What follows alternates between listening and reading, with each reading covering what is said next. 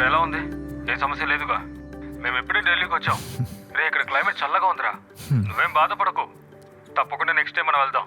యాక్చువల్గా నువ్వు రాకపోవడమే మంచిదిరా. ఇప్పుడు మా ఇద్దరికి ప్రైవసీ ఉంది. ఇంకా అమ్మ వర్క్ ఫ్రమ్ హోమ్ అడిగింది.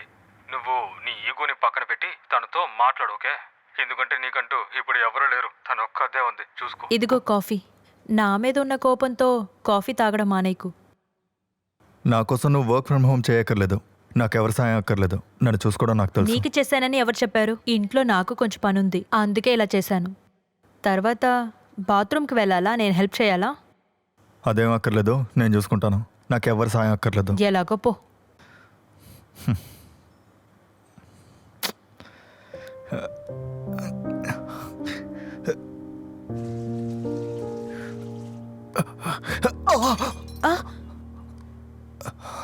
అయ్యో, నేను అప్పుడే నీకు హెల్ప్ చేస్తానన్నాను కదా. ఎవరి దగ్గర నీ కోపాన్ని చూపిస్తున్నావు? నీ ఇష్టానికి నువ్వేదైనా చేస్తే 3 వారాల్లో తగ్గవలసింది 3 నెలలైనా తగ్గదు. రా, నేను పట్టుకుంటాను. లేస్రా.